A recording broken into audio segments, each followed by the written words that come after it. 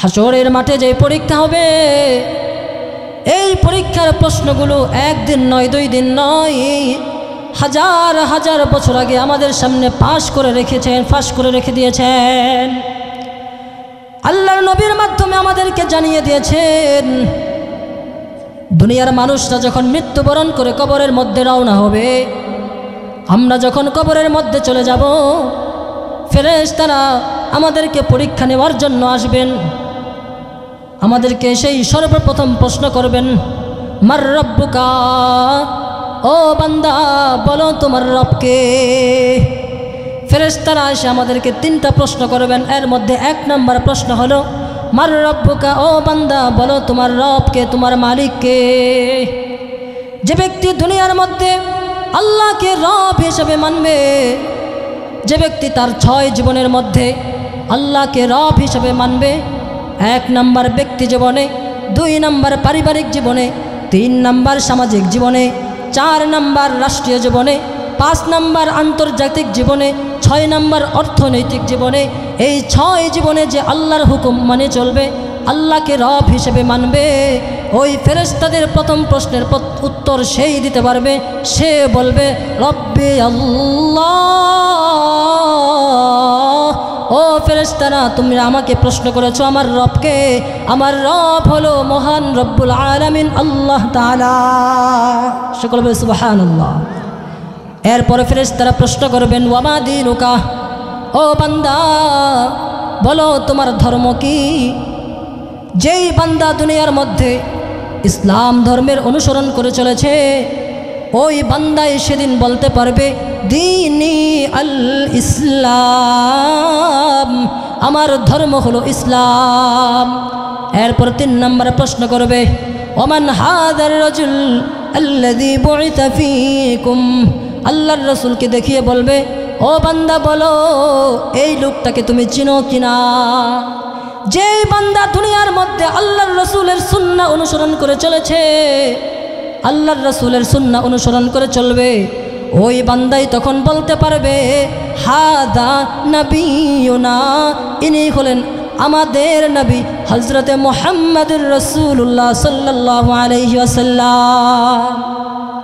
বান্দা যখন ফেরেশতাদের 3 প্রশ্নের উত্তর দিয়া দিবে, তখন ওই ইমানদার বান্দার কবরটাকে তার দৃষ্টি যত দূর যাবে, ওই পরিমাণ জায়গা নিয়ে তার কবরটাকে প্রশস্ত করে দেওয়া হবে। জান্নাত থেকে একটা সংযোগ স্থাপন করে দেওয়া হবে, জান্নাতের পোশাক তাকে পরিয়ে দেওয়া হবে। জোরে বলি সুবহানাল্লাহ।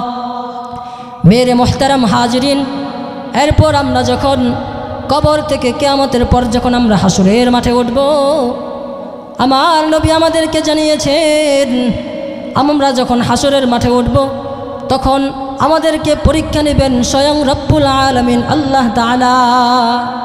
আমাদেরকে 5টা প্রশ্ন করবেন। হাদিসের মধ্যে নবীজি বলেন, লা তাজালু কদম ইবনি আদম হাত্তা ইউসআলু আন খামসিন। নবীজি বলেন, হাসরের মাঠে 5 প্রশ্নের উত্তর দেওয়ার আগে কোনো বনি আদম সন্তান তার পাকে সামান্য পরিমাণ নাড়াচাড়া করতে পারবে না। 1 নম্বর প্রশ্ন হবে, আন উমরিহি ফিমা আফনা। ও বান্দা, দুনিয়ার মধ্যে তোমাকে আমি একটা জীবন দান করেছিলাম, দুনিয়ার মধ্যে তোমাকে আমি 20 বছর, 30 বছর, 40 বছর, 60 বছর, 80 বছরের হায়াত দান করেছিলাম। বলো বান্দা, আমার এই জীবনটাকে তুমি কোন কাজে ব্যয় করেছো? তুমি কি তোমার মন চাহিয়ে জীবন যাপন করেছো, নাকি তোমার এই জীবনটাকে আমার দেওয়া কোরআন সুন্নাহর আলোকে চালিয়েছো? মুহতারাম হাজরিন, কাজেই আমাদেরকে সতর্ক থাকতে হবে। আমাদের প্রতি মিনিট, প্রতি সেকেন্ড, প্রতি মুহূর্তের জবাব আল্লাহর সামনে আমাদেরকে সেদিন দাঁড়িয়ে দিতে হবে। বিসমিল্লাহির রহমানির রহিম।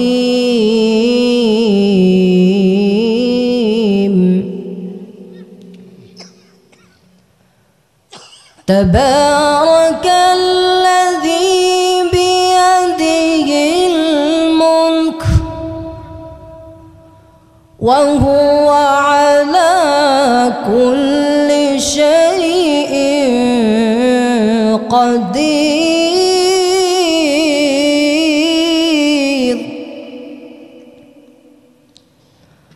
الذي خلق الموت والحياة ليبلوكم أيكم أحسن عملا وهو العزيز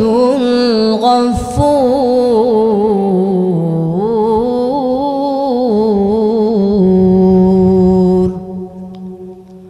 وقال رسول الله صلى الله عليه وسلم: لا تزال قدم ابن آدم حتى يسأل عن 5: عن عمره فيما أفناه، وعن شبابه فيما أبلاه، وعن ماله من أين اكتسبه وفيما أنفقه،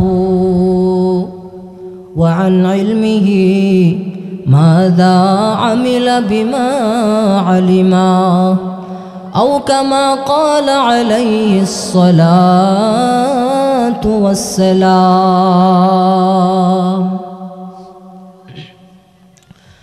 সকলেই দরুদ ইব্রাহিম পাঠ করে নিন। اللهم صل على محمد وعلى آل محمد كما صليت على إبراهيم وعلى آل إبراهيم إنك حميد مجيد. اللهم بارك على محمد وعلى آل محمد كما باركت على إبراهيم وعلى آل إبراهيم إنك حميد مجيد. ज़ियारत मदीना की दिल में तमन्ना,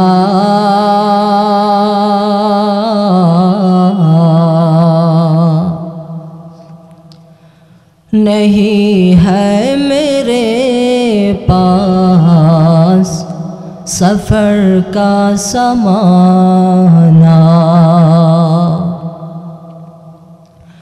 ज़ियारत मदीना की दिल में तमन्ना,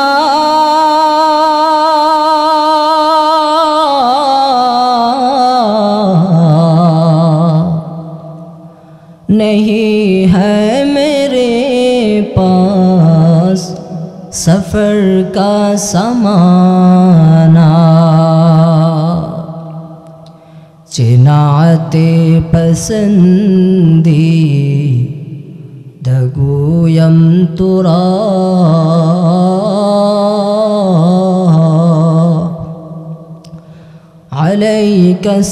अलैकस्सलाम नबी अलवरा। चिनाते पसंदी दगूयम तुरा,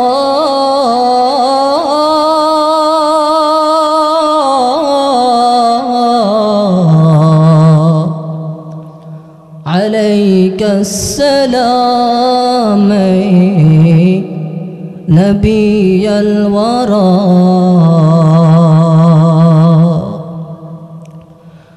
महबूब खुदा सल्ले अला,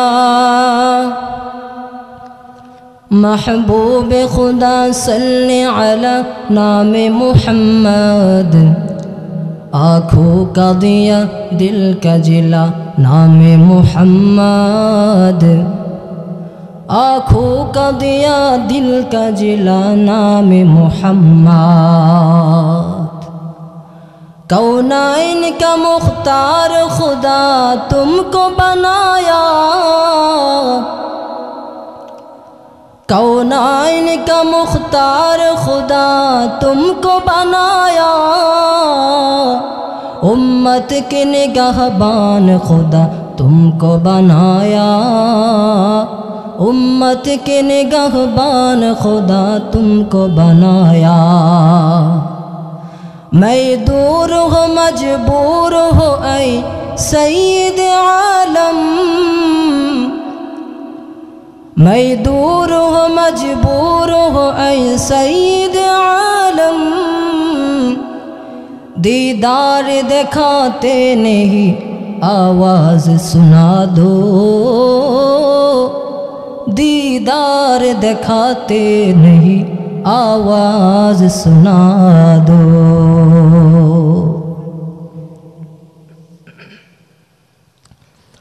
रामपुर दक्षिण पाड़ा जामे मस्जिदेर उद्योगे आयोजित आजकेर এই মুবারক মাহফিলে উপস্থিত সম্মানিত সভাপতি ওয়াজিবুল ইহতিরাম হযরত উলামা ইকরাম, দিন দরদি ইসলাম প্রিয় তাওহীদি জনতা, পর্দার আড়ালে অবস্থিত মা ও বোনেরা, আল্লাহ পাকের দরবারে অসংখ্য অগণিত শুকর যে মহান রব্বুল আলামিন আমাদেরকে এই মুবারক জান্নাতের বাগানে উপস্থিত হওয়ার তৌফিক দান করেছেন। এজন্য সকলেই রব্বে করিমের দরবারে উচ্চ কণ্ঠে কালিমাতুশ শুকর আদায় করি। সকলে বলি আলহামদুলিল্লাহ। মুহতারাম হাজিরিন, একটা সময় ছিল যখন আমরা সবাই জান্নাতের মধ্যে ছিলাম, কিন্তু ওই সময় আমাদের কোনো বডি ছিল না, আমাদের চোখ ছিল না, কান ছিল না, শুধু আমাদের রূহটা ছিল, আত্মাটা ছিল। আল্লাহ পাক রব্বুল আলামিন জান্নাত থেকে আমাদেরকে দুনিয়ার মধ্যে পাঠিয়েছেন। তো প্রশ্ন হয়, আল্লাহ রব্বুল আলামিন আমাদেরকে চির সুখের অনন্ত অসীম জান্নাত থেকে দুনিয়ার মধ্যে কেন পাঠালেন? প্রশ্ন হয় কি না? মুহতারাম হাজিরিন, আল্লাহ পাক রব্বুল আলামিনের একটি উসুল আছে, একটি নীতি আছে। আল্লাহ সুবহানাহু ওয়া তাআলা doesn't honor anyone without sacrifice, trust and examination। আল্লাহ তাআলা কাউকে কোনো ধরনের কষ্ট মুজাহাদা ছাড়া, কোনো ধরনের টেস্ট ছাড়া, পরীক্ষা ছাড়া কাউকে মর্যাদা দান করেন না। আল্লাহ তাআলা যত মাখলুকাত সৃষ্টি করেছেন এর মধ্যে সবচাইতে শ্রেষ্ঠ মাখলুক হলো ইনসান তথা মানুষ। আবার মানুষদের মধ্যে সবচাইতে শ্রেষ্ঠ হলো হযরত আম্বিয়া কিরাম আলাইহিমুসসালাম তথা আল্লাহ তাআলার নবীগণ। যেহেতু আল্লাহ তাআলা আল্লাহ পাকের নবীগণকে দুনিয়ার সমস্ত মাখলুকাতের মধ্যে সবচাইতে শ্রেষ্ঠ মর্যাদা দান করেছেন, এজন্য আল্লাহর নবীগণ দুনিয়ার মধ্যে সবচাইতে কষ্ট করে গেছেন।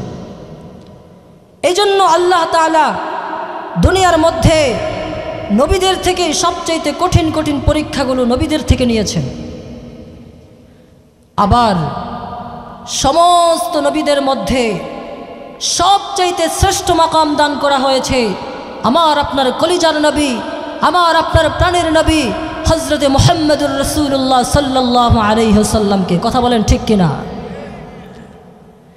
যেহেতু আল্লাহ তাআলা আমার আপনার নবী হযরতে মুহাম্মদ আরবি সাল্লাল্লাহু আলাইহি ওয়াসাল্লামকে সমস্ত নবীদের মধ্যে সবচাইতে শ্রেষ্ঠ মাকাম দান করেছেন, এজন্য আমার আপনার নবী দুনিয়ার মধ্যেও সকল নবী থেকে সবচাইতে বেশি কষ্ট করে গেছেন। কারণ কষ্ট ছাড়া, কষ্ট মুজাহাদা ছাড়া আল্লাহ তাআলা কাউকেই মর্যাদা দান করেন।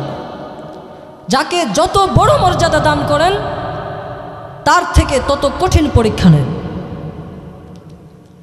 আল্লাহ তাআলা কোরআনুল কারীমের মধ্যে বলেন, আহাসিবান নাসু আন ইউতরাকু আন ইয়াকুলু আমান্না ওয়া হুম লা ইফতানুন।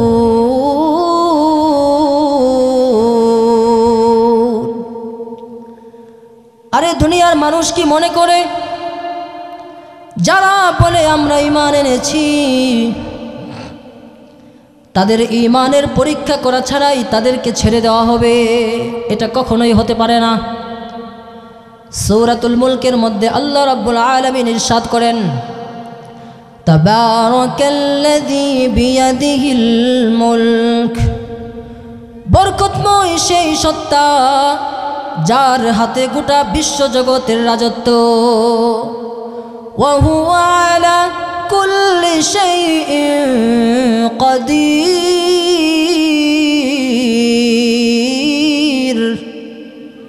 আর ওই বরকতময় সত্তা তিনি সব কিছুর উপর ক্ষমতা রাখেন। الذي خلق الموت والحياة ليبلوكم أيكم أحسن عملا। ওই বরকতময় সত্তা তিনি তোমাদের জন্য জীবনকে সৃষ্টি করেছেন, তোমাদের জন্য মরণকে সৃষ্টি করেছেন। কেন?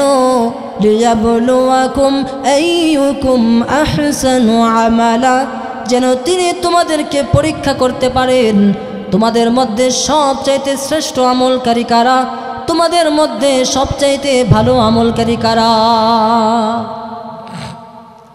মুহতারাম হাজিরিন, আল্লাহ পাক রব্বুল আলামিন দুনিয়ার মধ্যে যত নবী রাসূল পাঠিয়েছেন সমস্ত নবী রাসূলদের মাধ্যমে আল্লাহ তাআলা আমাদেরকে জানিয়ে দিয়েছেন, ও আমার বান্দারা,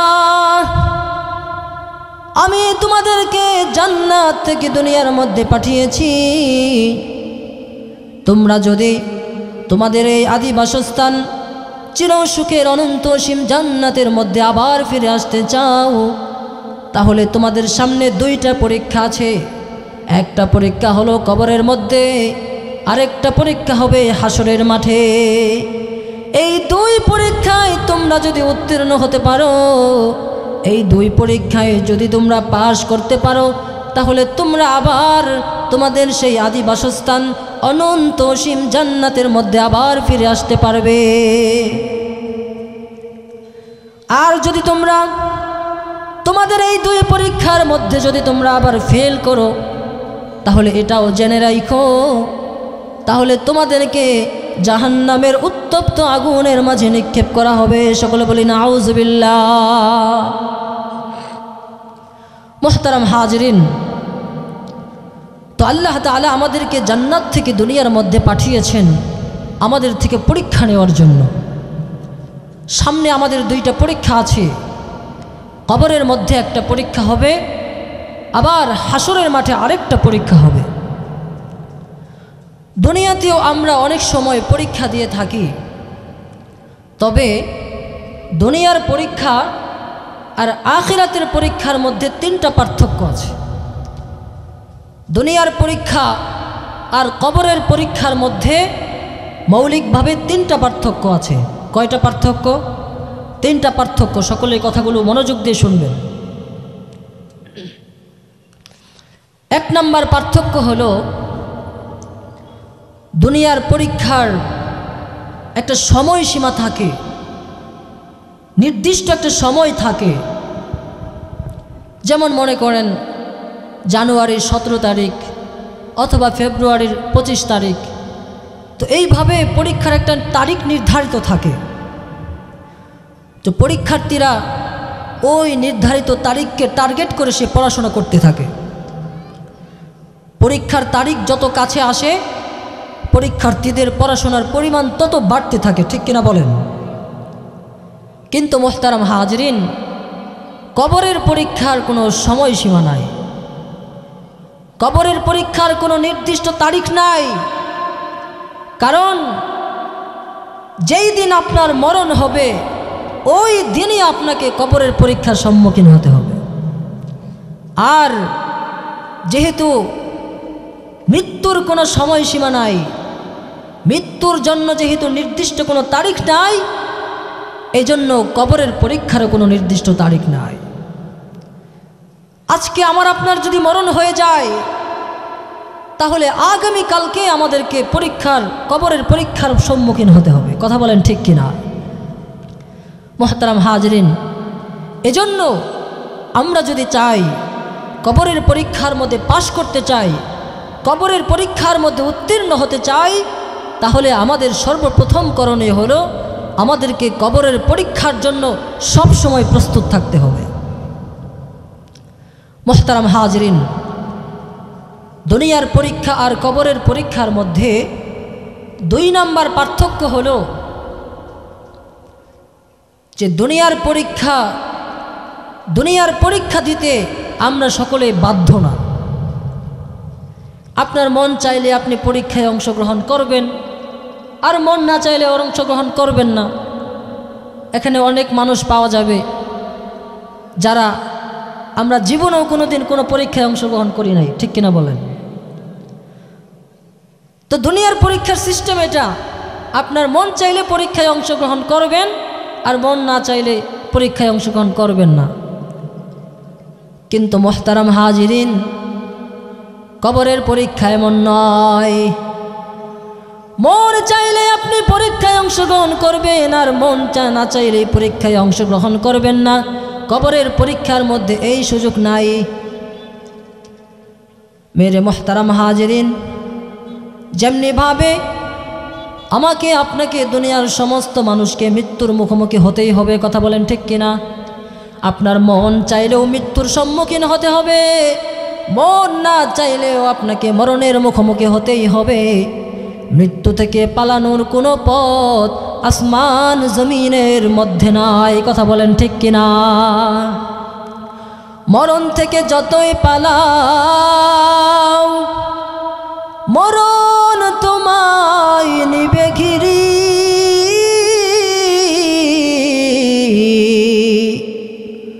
যদিও সুদূর আকাশ পানে লুকাও সেথায় লাগিয়ে সিঁড়ি।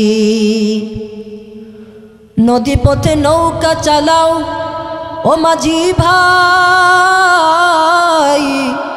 বেলা ডুবার আগে আমি ওপার উঠতে চাই। ডুবে গেলে বেলা রে আর উঠে না, ভেঙে গেলে মেলা রে আর জমে না, কথা বলেন ঠিক কিনা? এজন্য মুহতারাম হাজরিন, মৃত্যু আসার আগেই আমাদেরকে মৃত্যুর জন্য তৈরি থাকতে হবে। সকল গুনাহ থেকে তওবা করে নিজেদের জীবনটাকে পুত পবিত্র করে আমাদেরকে সদা সর্বদাই মরণের জন্য প্রস্তুত থাকতে হবে, কথা বলেন ঠিক কিনা? কারণ আজকে যদি আমার আপনার কাছে মালাকুল মাউত চলে আসে, আমি যদি তার কাছে হাজারো কাকুতি মিনতি করে তার কাছে আবেদন করি, মালাকুল মাউত আমাকে আপনাকে 1 সেকেন্ডের জন্য সময় দিবে না, কথা বলেন ঠিক কিনা? যেই অবস্থায় আপনার কাছে আসবে ওই অবস্থায় আপনাকে কবরে যেতে হবে। এজন্য মুহতারাম হাজরিন, আপনি নিজেকে একটু জিজ্ঞাসা করি, নিজেকে একটু প্রশ্ন করি, আজকে যদি আমার আপনার মরণ হয়ে যায়, আমি আজকে যে অবস্থায় আছি এই অবস্থার মধ্যেই যদি আমার আপনার মরণ হয়ে যায়, এই অবস্থার মধ্যেই যদি আমি আপনি কবরের মধ্যে চলে যাই, তাহলে ওই কবরের পরীক্ষা নিতে যখন ফেরেশতারা আসবে, ওই পরীক্ষার প্রশ্নগুলোর উত্তর আমি এই মুহূর্তে দিতে পারবো কিনা একটু নিজেকে জিজ্ঞাসা করে দেখেন। যদি মনে করেন যদি এই মুহূর্তে আমি কবরে চলে যাই, তাহলে আমার পক্ষে ওই ফেরেশতাদের কবরের প্রশ্নের উত্তর দেওয়া সম্ভব নয়। তাহলে আমি আপনাকে বলবো, তাহলে সময় থাকতে এখনই আপনার লাইফস্টাইলকে চেঞ্জ করেন, জীবনকে পরিবর্তন করেন, নিজের জীবনের গতিকে পাল্টিয়ে দেন। কারণ বলা যায় না কখন জানি আপনাকে সেই কবরের পথে রওনা দিতে হয়, ঠিক কিনা বলেন? মুহতারাম হাজরিন, তো বলতেছিলাম যে 2 নাম্বার পার্থক্যের কথা, যে দুনিয়ার পরীক্ষার জন্য আমরা কেউ বাধ্য না, কিন্তু কবরের পরীক্ষা আমাকে আপনাকে দিতেই হবে, ঠিক কিনা বলেন? আজকে আমাদের মুসলিম সমাজের অবস্থা এতটাই ভয়াবহ, আমাদেরকে দেখলে মনে হয় না যে আমাদের কোনোদিন মরণ হবে। আজকে আমরা শুধু নিজেদেরকে মুসলমান দাবি করি, কিন্তু বাস্তবিক পক্ষে আমাদের মধ্যে মুসলমানিত্বের কোনো আলামত দেখা যায় না। আমাদের পোশাকের মধ্যে মুসলমানিত্বের কোনো আলামত নাই, আমাদের চেহারার মধ্যে মুসলমানিত্বের কোনো নিদর্শন নাই, আমাদের কর্মের মধ্যে মুসলমানিত্বের কোনো ছাপ নাই। জোরে বলেন কথা ঠিক কিনা? আজকে প্রতিদিন মুয়াজ্জিন সাহেব মসজিদ থেকে আমাদেরকে প্রতিদিন 5 বেলা করে ডাকে, হাইয়া আলাস সালাহ, ও দুনিয়ার মানুষ আসো, নামাজের দিকে আসো। মুয়াজ্জিন সাহেব আমাদেরকে নামাজের দিকে ডাকেন, আর আমরা নামাজে যাওয়ার পরিবর্তে, মসজিদে যাওয়ার পরিবর্তে আমরা যাই টেলিভিশনের দিকে, আমরা যাই চায়ের স্টলে আড্ডা দিতে। কথা বলেন ঠিক কিনা? মুহতারাম হাজরিন, আজকে ইমাম সাহেব মসজিদের মেম্বার থেকে আলোচনা করেন সুদ খাওয়া হারাম, সুদ খাওয়া যাবে না, সুদ খাওয়া কবিরা গুনাহ। আমরা তখন, আমাদের অবস্থা হলো, আমরা তখন সুদ বর্জন করার পরিবর্তে আমাদের যদি শক্তি সামর্থ্য থাকে, তাহলে ইমাম সাহেবকে সুদের আলোচনা করার অপরাধে আমরা ইমাম সাহেবকে ইমামতি থেকে বরখাস্ত করার জন্য তৈরি হয়ে যায়, ঠিক কিনা বলেন? মুহতারাম হাজিরিন, আজকে ইমাম সাহেব যদি মসজিদের মেম্বার থেকে জিহাদের আলোচনা করেন, তাহলে আমরা বলি এই হুজুর হলো আস্তে একটা জঙ্গি হুজুর, এই হুজুরের পেছনে নামাজ হবে না, এই হুজুরকে মসজিদ থেকে বের করে দাও। কথা বলেন ঠিক কিনা? আজকে ইমাম সাহেব যদি সমাজের অসঙ্গতি নিয়ে কথা বলেন, ইমাম সাহেব যদি রাজনৈতিক ব্যক্তিদের ইসলাম বিরোধী কর্মকাণ্ড নিয়ে কথা বলেন, তখন আমরা মসজিদের ইমাম সাহেবকে যা বলি, ও ইমাম সাহেব, আমরা আপনাকে মসজিদের মধ্যে, মসজিদের মেম্বারে বসিয়েছি কোরআন হাদিসের কথা বলার জন্য, আমরা তো আপনাকে রাজনীতির আলাপ করার জন্য মসজিদের মেম্বারে বসাই না। এই কথা বলেন ঠিক কিনা? মুহতারাম হাজরিন, আচ্ছা বলেন তো, রাজনীতি এটা কি ইসলামের অংশ কি অংশ না? আল্লাহ রসুল সাল্লাল্লাহু আলাইহি ওয়াসাল্লাম কি মদিনায় ইসলামী রাষ্ট্র ব্যবস্থা প্রতিষ্ঠা করেন নাই? হযরত আবু বকর রাদিয়াল্লাহু তাআলা আনহু কি রাষ্ট্র পরিচালনা করেন নাই? কথা বলেন। হযরত উমর রাদিয়াল্লাহু তাআলা আনহু কি সারা পৃথিবীর অর্ধ পৃথিবীকে শাসন করেন নাই? তাহলে রাজনীতি ছাড়া তারা কিভাবে এই শাসন ব্যবস্থা পরিচালনা করেছেন? কুরআনুল কারীমের মধ্যে আল্লাহ তাআলা বলেন, হুয়াল্লাযী আরসালা রাসূলাহু বিল হুদা ওয়া দীনিল হাক্কি লিইয়ুযহিরাহু আলাদ-দীনি কুল্লি। ওগো নবী, আমি আপনাকে দুনিয়ার মধ্যে সত্য দিন দিয়ে প্রেরণ করেছি, আমি আপনাকে প্রেরণ করেছি লিইয়ুযহিরাহু আলাদ-দীনি কুল্লি, যেন আপনি আমার এই দিনটাকে সমস্ত মতাদর্শের উপর বিজয়ী আদর্শ রূপে প্রতিষ্ঠা করে। তো আল্লাহ তাআলা নবীজিকে পাঠিয়েছেন, এর পাঠানোর মূল উদ্দেশ্য হলো নবীজি যেন আল্লাহর দ্বীনকে গোটা পৃথিবীর উপর বিজয়ী আদর্শরূপে প্রতিষ্ঠা করেন। কথা বলেন ঠিক কিনা? মোহতারাম হাজরিন, আজকে যদি আপনি আল্লাহর জমিনে দ্বীনকে প্রতিষ্ঠা করতে চান, সমস্ত বাতিল মতাদর্শের উপর দ্বীনকে বিজয়ী রূপে প্রতিষ্ঠা করতে চান, তাহলে বলেন তো রাজনীতির কোনো বিকল্প আছে? অথচ ইমাম সাহেব যখন রাজনীতি নিয়ে কথা বলে, ইসলামী রাজনীতি নিয়ে কথা বলে, তখন আমরা যাই ইমাম সাহেবকে বলে, হুজুর আপনি কেন মসজিদের মিম্বারে বসে রাজনীতির আলোচনা করেন?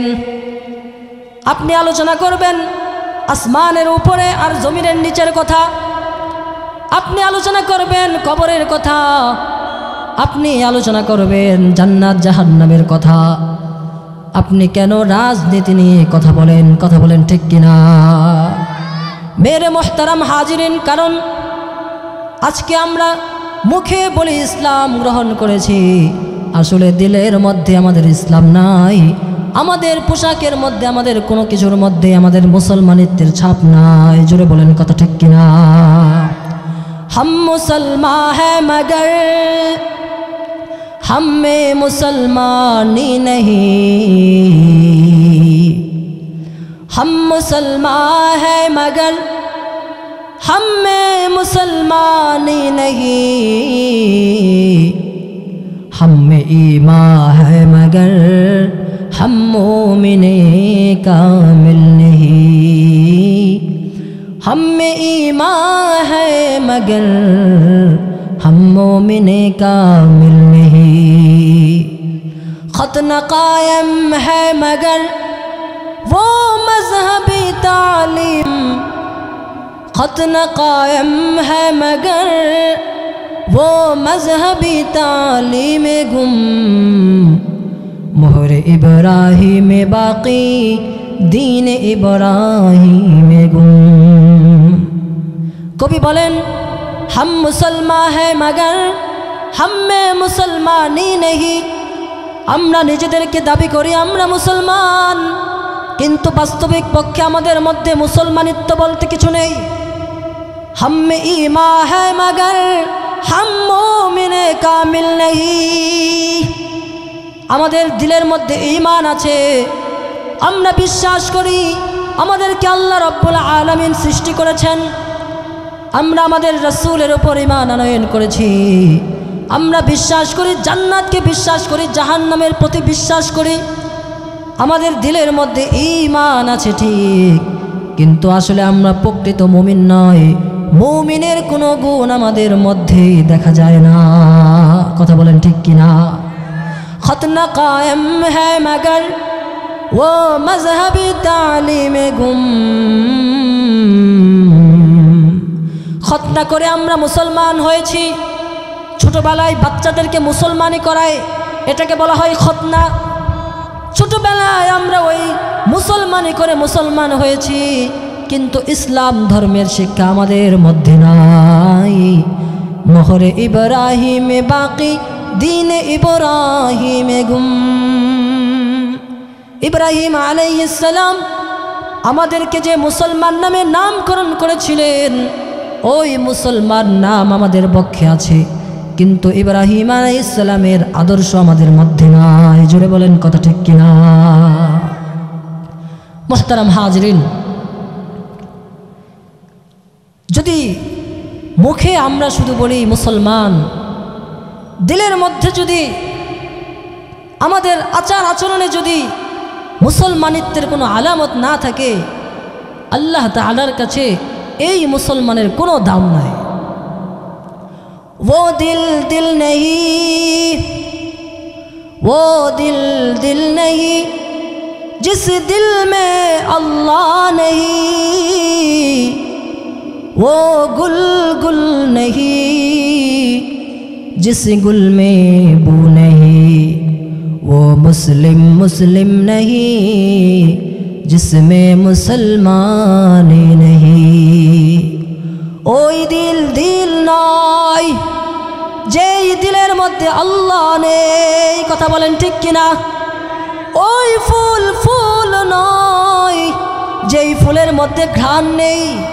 ওই মুসলিম প্রকৃত মুসলিম নয় যেই মুসলিমের মধ্যে মুসলমানিত্ব নেই। মুহতারাম হাজরিন, আজকে আমাদের মুসলমানদের এই করুণ দশা কেন হলো আজকে মুসলমানদের এই অবস্থা? দিন যত যাচ্ছে আমাদের মুসলমানদের অধঃপতন ততই বাড়তেছে। এর পিছনে সবচাইতে বড় কারণ হলো দিন যত যাচ্ছে বিজ্ঞানের উন্নতির ফলে দুনিয়ার চাকচিক্য তত বাড়তেছে। আজকে আমরা দুনিয়ার চাকচিক্য দেখে দুনিয়ার হাকিকতকে আমরা ভুলে গিয়েছি, দুনিয়ার বাস্তবতাকে আমরা ভুলে গিয়েছি। আমরা এটা কখনো ভেবে দেখি না যে আজকে আমার 20 তলা ভবন আছে, আমি আজকে হাজার হাজার কোটি টাকার মালিক, আমার অনেক ক্ষমতা প্রভাব প্রতিপত্তি আছে, কিন্তু আজকে যদি মালাকুল মাউত আমার কাছে এসে যায়, আগামীকালকে আমি 1 টাকারও মালিক থাকব না। আগামীকালকে কাফনের 3টা টুকরা ছাড়া আমার সাথে আর কিছুই যাবে না। কথা বলেন ঠিক কিনা? এটাই হলো দুনিয়ার বাস্তবতা।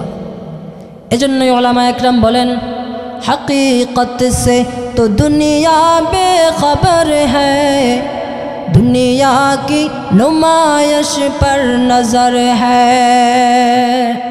नमी गोयम के अज दुनिया जुदा बाश, बहर कार के बाशी बा खुदा बाश। तो कुजाओ सुन्नते अहमद कुजाओ, बा मोहम्मद कई बुअद निस्बत तुरा। ও দুনিয়ার মানুষ, দুনিয়ার চাকচিক্যের পিছনে পড়ে তোমরা দুনিয়ার হাকিকতকে ভুলে গিয়েছো। যেই দুনিয়ার ব্যাপারে আমার আল্লাহ রাব্বুল আলামিন কুরআনুল কারীমের মধ্যে বলেন, ওয়ামাল হায়াতুদ দুনিয়া ইল্লা মাতাউল গুরুর।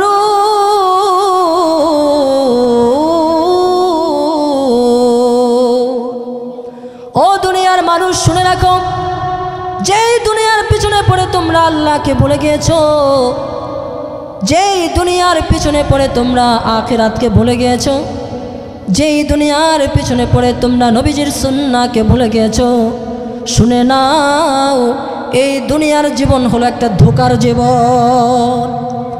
একজন ধোঁকাবাজ, একজন প্রতারক যেমনি ভাবে তোমাকে আসল জিনিসের কথা বলে, আসলের কথা বলে তোমার হাতে নকলকে ধরিয়ে দেয়, ঠিক তেমনি ভাবে এই দুনিয়ার জীবন তোমাদের আসল জীবন ওই আখিরাতের জীবনকে ভুলিয়ে দিয়ে তোমাদেরকে নকল জীবন এই দুনিয়ার জীবনের মধ্যে সর্বদাই ব্যস্ত রাখতে চায়। কথা বলেন ঠিক কিনা? মুহতারাম হাজরিন, তো দুনিয়ার জীবন এটা হচ্ছে নকল জীবন। এই পৃথিবীর মধ্যে আমরা যা কিছু দেখি এই সব কিছুই হচ্ছে নকল, এখানে আসল বলতে কোনো কিছু নাই। এই পৃথিবীর সবই নকল, নয় তোরে আসল। কথা বলেন ঠিক কিনা? এই পৃথিবীর সবই নকল, নয় তোরে আসল। দুনিয়ারি মায়ায় পড়ে, দুনিয়ারি মায়ায় পড়ে ভুলিস না সকল। এই পৃথিবীর সবই নকল, নয় তোরে আসল। এই পৃথিবীর সবই নকল, নয় তোরে আসল। কথা বলেন ঠিক কিনা? মুহতারাম হাজরিন, তো দুনিয়ার মধ্যে আমরা যা কিছু দেখতেছি এই সব কিছুই নকল। কেন? কারণ আজকে আপনার অনেক উঁচা উঁচা দালান কোঠা আছে, আপনার অনেক বাড়ি গাড়ি আছে, আপনার অনেক প্রভাব প্রতিপত্তি আছে, কিন্তু আজকে যদি মালাকুল মাউত এসে যায়, এই সব কিছু দুনিয়ার মধ্যে ফেলে দিয়ে আপনাকে কবরের পথে রওনা দিতে হবে। কথা বলেন ঠিক কিনা? এজন্য এই দুনিয়া থাকার জায়গা নয়। এই পৃথিবীর মধ্যে কেউ থাকতে পারে নাই যারাই এই পৃথিবীর মধ্যে এসেছে সকলকেই ওই কবরের পথে রওনা দিতে হয়েছে, কারণ এই পৃথিবী আমাদের আসল ঠিকানা নয়। মরণ যেদিন আসবে এই রঙিন পৃথিবী ছেড়ে আমাদেরকে সেই আসল জীবনের পথে রওনা দিতে হবে। কথা বলেন ঠিক কিনা? পৃথিবী আমার আসল ঠিকানা নয়।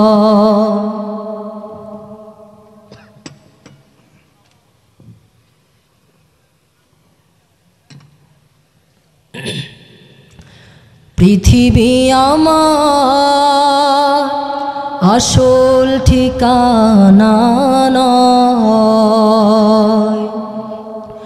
মরণ একদিন মুছে দেবে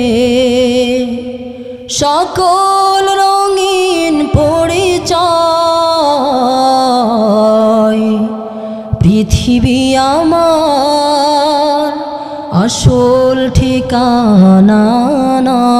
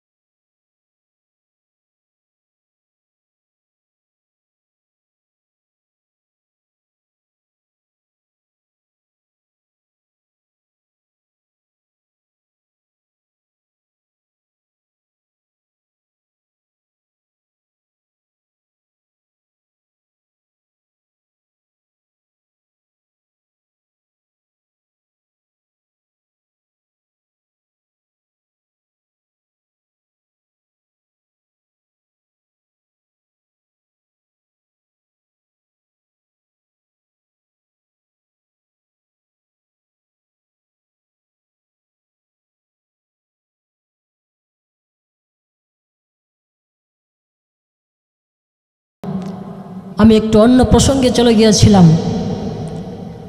আজকে আমাদের মূল আলোচ্য বিষয় হলো যে আল্লাহ তাআলা আমাদেরকে জান্নাত থেকে দুনিয়ার মধ্যে পাঠিয়েছেন আমাদেরকে পরীক্ষা নেওয়ার জন্য, আমাদের থেকে পরীক্ষা নেওয়ার জন্য। পরীক্ষা কোথায় হবে? পরীক্ষা হবে কবরের জগতে এবং হাসরের মাঠে। তো বলতেছিলাম দুনিয়ার পরীক্ষা আর হাসরের মাঠের পরীক্ষার মধ্যে তিনটা পার্থক্য আছে। এর মধ্যে এক নম্বরে বলেছিলাম যে দুনিয়ার পরীক্ষার একটা সময়সীমা থাকে, একটা নির্দিষ্ট সীমা থাকে, কিন্তু আখিরাতের পরীক্ষার কোনো নির্দিষ্ট সীমা নাই, সময়সীমা নাই। দুই নম্বরে বলেছিলাম যে দুনিয়ার পরীক্ষায় অংশগ্রহণ করতে আমরা কেউ বাধ্য নয়, কিন্তু আখিরাতের পরীক্ষায় আমাদের সকলকেই মন চাইলেও অংশগ্রহণ করতে হবে, মন না চাইলেও আমাদেরকে আখিরাতের পরীক্ষায় অংশগ্রহণ করতেই হবে। কথা বলেন ঠিক কিনা? তিন নম্বর পার্থক্য হলো আমরা অনেক সময় পরীক্ষার হলে যাই পরীক্ষা দিতে। বলেন তো আমাদেরকে যে প্রশ্ন দেওয়া হয়, পরীক্ষার হলে প্রবেশের আগে প্রশ্ন দেওয়া হয় নাকি পরীক্ষার হলে প্রবেশের পরে প্রশ্ন দেওয়া হয়? স্বাভাবিকভাবেই পরীক্ষার হলে প্রবেশের পর আমাদের খাতে প্রশ্ন দেওয়া হয়। কিন্তু যদি কখনো এমন হয় যে পরীক্ষার হলে প্রবেশের আগেই, পরীক্ষার হলে যাওয়ার 3 দিন আগেই পরীক্ষার্থীর হাতে প্রশ্ন দেওয়া হয়, তাহলে বলেন তো যত দুর্বল ছাত্রই হোক না কেন এই পরীক্ষায় সে পাশ করবে না ফেল করবে? অবশ্যই পাশ করবে। আর যদি কোনো পরীক্ষার্থী 3 দিন আগে প্রশ্ন হাতে পাওয়ার পরেও যদি পরীক্ষায় ফেল করে, আমরা তাকে কি বলবো বলেন তো? আমরা তাকে বলবো এর মতো হতভাগা আর কেউ হতে পারে না। কথা বলেন ঠিক কিনা? मेरे मोहतरम हाजिरिन, আমার আল্লাহ রব্বুল আলামিন আমাদের কবরের মধ্যে যে পরীক্ষা হবে, হাসরের মাঠে যে পরীক্ষা হবে, এই পরীক্ষার প্রশ্নগুলো একদিন নয়, 2 দিন নয়, হাজার হাজার বছর আগে আমাদের সামনে ফাঁস করে রেখে দিয়েছেন। আল্লাহর নবীর মাধ্যমে আমাদেরকে জানিয়ে দিয়েছেন, দুনিয়ার মানুষরা যখন মৃত্যুবরণ করে কবরের মধ্যে রওনা হবে, আমরা যখন কবরের মধ্যে চলে যাব, ফেরেশতারা আমাদেরকে পরীক্ষা নেওয়ার জন্য আসবেন। আমাদেরকে সেই সর্বপ্রথম প্রশ্ন করবেন, মার রব্বুকা, ও বান্দা বলো তোমার রবকে। ফেরেশতারা এসে আমাদেরকে 3টা প্রশ্ন করবেন। এর মধ্যে 1 নম্বর প্রশ্ন হলো, মার রব্বুকা, ও বান্দা বলো তোমার রবকে, তোমার মালিককে। যে ব্যক্তি দুনিয়ার মধ্যে আল্লাহকে রব হিসেবে মানবে, যে ব্যক্তি তার 6 জীবনের মধ্যে আল্লাহকে রব হিসেবে মানবে, 1 নম্বর ব্যক্তি জীবনে, 2 নম্বর পারিবারিক জীবনে, 3 নম্বর সামাজিক জীবনে, 4 নম্বর রাষ্ট্রীয় জীবনে, 5 নম্বর আন্তর্জাতিক জীবনে, 6 নম্বর অর্থনৈতিক জীবনে, এই 6 জীবনে যে আল্লাহর হুকুম মানে চলবে, আল্লাহকে রব হিসেবে মানবে, ওই ফেরেশতাদের প্রথম প্রশ্নের উত্তর সেই দিতে পারবে। সে বলবে, রব্বি আল্লাহ। ও ফেরেশতারা, তুমি আমাকে প্রশ্ন করেছো আমার রবকে, আমার রব হলো মহান রব্বুল আলামিন আল্লাহ তাআলা। সকলে বলে সুবহানাল্লাহ। এরপরে ফেরেশতারা প্রশ্ন করবেন, ওয়ামা দীনুকা, ও বান্দা বলো তোমার ধর্ম কি। যেই বান্দা দুনিয়ার মধ্যে ইসলাম ধর্মের অনুসরণ করে চলেছে, ওই বান্দাই সেদিন বলতে পারবে, দীনি আল ইসলাম, আমার ধর্ম হলো ইসলাম। এরপর 3 নম্বরে প্রশ্ন করবে, ওমান হাদার রাজুল আল্লাযী বুইতা ফীকুম, আল্লাহর রাসূলকে দেখিয়ে বলবে, ও বান্দা বলো এই লোকটাকে তুমি চিনো কিনা। যেই বান্দা দুনিয়ার মধ্যে আল্লাহর রাসূলের সুন্নাহ অনুসরণ করে চলেছে, আল্লাহর রাসূলের সুন্নাহ অনুসরণ করে চলবে, ওই বান্দাই তখন বলতে পারবে, হাদা নবিয়ুনা, ইনি হলেন আমাদের নবী হযরতে মুহাম্মদুর রাসূলুল্লাহ সাল্লাল্লাহু আলাইহি ওয়াসাল্লাম। বান্দা যখন ফেরেশতাদের 3 প্রশ্নের উত্তর দিয়া দিবে, তখন ওই ইমানদার বান্দার কবরটাকে তার দৃষ্টি যত দূর যাবে, ওই পরিমাণ জায়গা নিয়ে তার কবরটাকে প্রশস্ত করে দেওয়া হবে। জান্নাত থেকে একটা সংযোগ স্থাপন করে দেওয়া হবে, জান্নাতের পোশাক তাকে পরিয়ে দেওয়া হবে। জোরে বলি সুবহানাল্লাহ। মেরে মোহতারাম হাজিরিন, এরপর আমরা যখন কবর থেকে কিয়ামতের পর যখন আমরা হাসরের মাঠে উঠব, আমার নবী আমাদেরকে জানিয়েছেন, আমরা যখন হাসরের মাঠে উঠব, তখন আমাদেরকে পরীক্ষা নেবেন স্বয়ং রব্বুল আলামিন আল্লাহ তাআলা। আমাদেরকে 5টা প্রশ্ন করবেন। হাদিসের মধ্যে নবীজি বলেন, লা তাজালু কদম ইবনি আদম হাত্তা ইউসআলু আন খামসিন। নবীজি বলেন, হাসরের মাঠে 5 প্রশ্নের উত্তর দেওয়ার আগে কোনো বনি আদম সন্তান তার পাকে সামান্য পরিমাণ নাড়াচাড়া করতে পারবে না। 1 নম্বর প্রশ্ন হবে, আন উমরিহি ফিমা আফনা। ও বান্দা, দুনিয়ার মধ্যে তোমাকে আমি একটা জীবন দান করেছিলাম, দুনিয়ার মধ্যে তোমাকে আমি 20 বছর, 30 বছর, 40 বছর, 60 বছর, 80 বছরের হায়াত দান করেছিলাম। বলো বান্দা, আমার এই জীবনটাকে তুমি কোন কাজে ব্যয় করেছো? তুমি কি তোমার মন চাহিয়ে জীবন যাপন করেছো, নাকি তোমার এই জীবনটাকে আমার দেওয়া কোরআন সুন্নাহর আলোকে চালিয়েছো? মুহতারাম হাজরিন, কাজেই আমাদেরকে সতর্ক থাকতে হবে। আমাদের প্রতি মিনিট, প্রতি সেকেন্ড, প্রতি মুহূর্তের জবাব আল্লাহর সামনে আমাদেরকে সেদিন দাঁড়িয়ে দিতে হবে। দুনিয়ার জীবন হলো ক্ষণস্থায়ী জীবন, আখিরাতের জীবন হলো চিরস্থায়ী জীবন। দুনিয়াতের এই ক্ষণস্থায়ী জীবনের মধ্যে যে ব্যক্তি রব চাকি জীবন যাপন করবে, আল্লাহর দেওয়া নীতিমালা অনুযায়ী যে জীবনযাপন করবে, ওপারে গিয়ে হাসরের মাঠে জান্নাতের মধ্যে গিয়ে সে অনন্ত অসীম চিরসুখের জান্নাতের মধ্যে আজীবনকাল থাকবে। মেরে মোহতারাম হাজিরিন উলামা একরাম বলেন, যদি দুনিয়ার সমস্ত 7 সমুদ্রের পানিগুলাকে যদি আখিরাতের জীবনের সাথে তুলনা করা হয়, আর এই 7 সমুদ্রের সমস্ত পানির মধ্যে 1 ফোঁটা পানিকে যদি দুনিয়ার জীবনের সাথে তুলনা করা হয়, তবুও আখিরাতের জীবনের সাথে দুনিয়ার জীবনের তুলনা হয় না। জোরে বলেন কথা ঠিক কিনা? এ দুনিয়া যদি মনে হয় এক পানির ওই ফোঁটা, আখিরাতে জেনে রাখো বিশাল সাগর যে সেটা। এখানের তরে ভাবনা যদি তোমার হয় এত, সেখানের তরে ভাবা উচিত বলো না কত। হবে হিসাব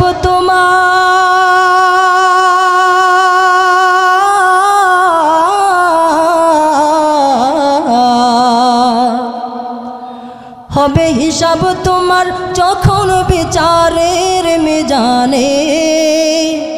কি আমল তুমি করলে নিয়ে যাবে সেখানে। ফুল ফোটে যেমন ঝড়ে তেমন খোদার বাগানে। আয়ু কতক্ষণ কার এখানে কে বলো জানে। কথা বলেন ঠিক কিনা? তাই থাকতে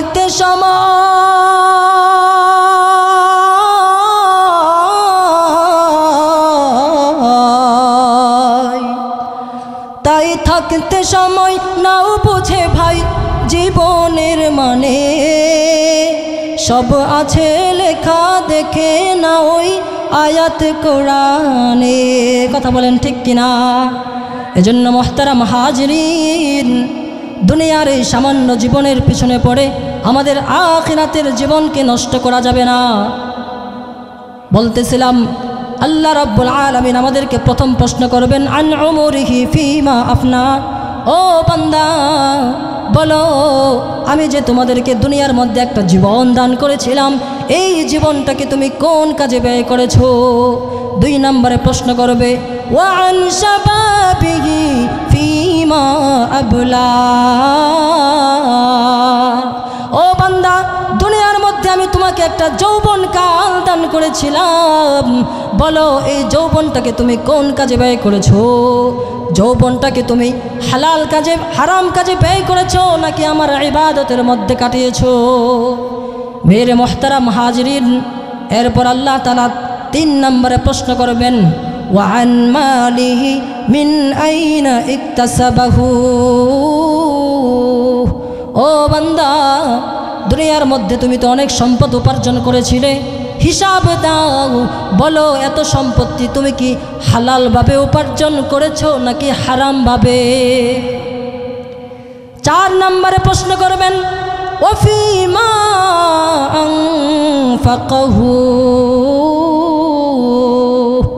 ও বান্দা, দুনিয়ার মধ্যে আমি যে তোমাদেরকে সম্পদ দান করেছিলাম, বলো বান্দা এই সম্পদটা কি তুমি কি হালাল কাজে ব্যয় করেছো নাকি হারাম কাজে ব্যয় করেছো? মাহফিলের কাজে ব্যয় করেছো নাকি গান বাজনার অনুষ্ঠানে ব্যয় করেছো? জবাব দাও।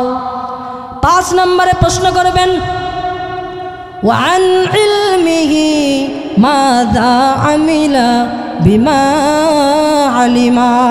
ও বান্দা, দুনিয়ার মধ্যে আমি তোমাকে ইলম দান করেছিলাম, জ্ঞান দান করেছিলাম, কোরআন হাদিসের ইলম দান করেছিলাম, বলো বান্দা তুমি যতটুকু জেনেছিলে তোমার ইলম অনুযায়ী কতটুকু আমল করেছো? জবাব দাও।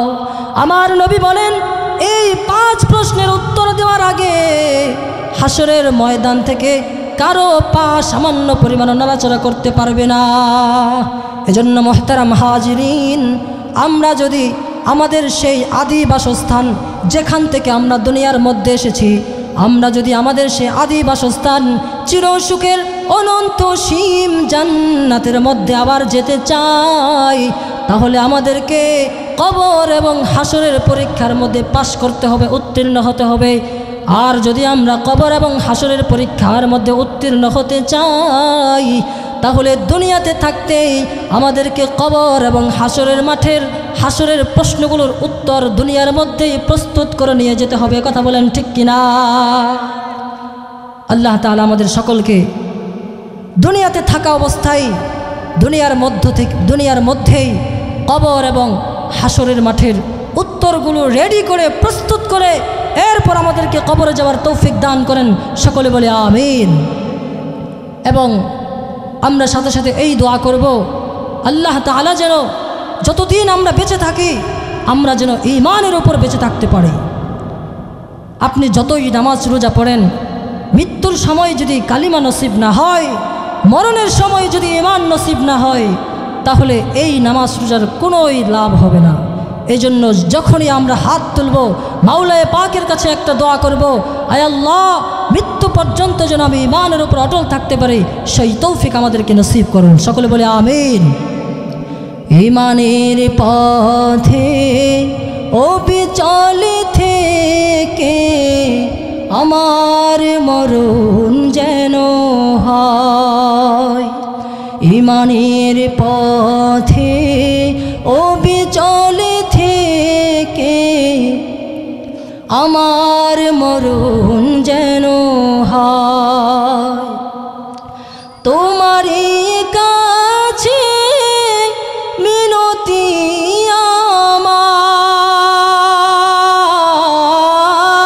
আমার, তোমারই কাছে মিনতি আমার, মহা মহিম দয়াময়, ঈমানের পথে অবিচল থেকে আমার মরণ যেন হয়, ঈমানের পথে অবিচল থেকে আমার মরণ যেন হয়। সকলে বলি আমিন।